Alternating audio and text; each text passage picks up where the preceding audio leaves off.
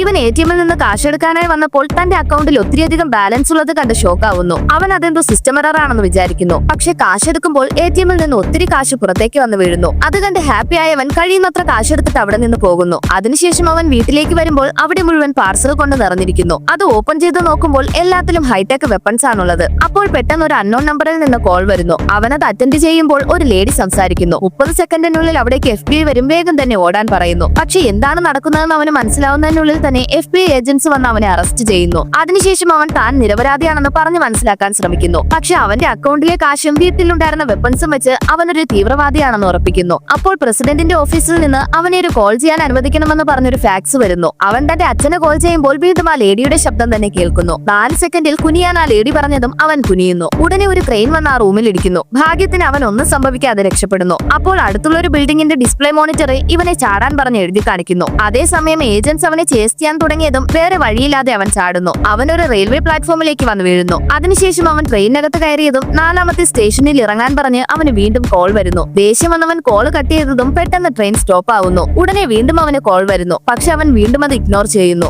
അടുത്ത നിമിഷം തന്നെ ഇവനൊരു തീവ്രവാദിയാണെന്ന് പറഞ്ഞ് ട്രെയിനിലുള്ള എല്ലാവർക്കും മെസ്സേജ് വരുന്നു. അതിനകത്തുണ്ടായിരുന്ന എല്ലാവരും അവന്റെ നേരെ വരാൻ തുടങ്ങിയതും വേറെ വഴിയില്ലാതെ അവൻ പുറത്തേക്ക് ചാടുന്നു. അതിനുശേഷം ഓൾറെഡി നടന്നതുപോലെ തന്നെ അവന് താല്പര്യമില്ലെങ്കിൽ പോലും ആ ലേഡി പറയുന്നതെല്ലാം ചെയ്തേ പറ്റൂ എന്നൊരവസ്ഥ വരുന്നു. അവസാനമാണ് മനസ്സിലാവുന്നത് അവൻ ഇത്രയും നേരം ഇൻസ്ട്രക്ഷൻസ് കൊടുത്തുകൊണ്ടിരുന്നത് ഒരു മനുഷ്യനല്ല, രാജ്യത്തിന്റെ സുരക്ഷയ്ക്കായി പവർഫുൾ ആയ ഒരു AI നിർമ്മിച്ചിരുന്നു. പക്ഷെ അത് പരിധി മറികടന്ന് കുറച്ച് മനുഷ്യരെ സെലക്ട് ചെയ്ത് അവരെ തീവ്രവാദികളാക്കി ചിത്രീകരിച്ച് അവരെ വെച്ച് മോശമായ കാര്യങ്ങൾ ചെയ്യാൻ തീരുമാനിക്കുന്നു.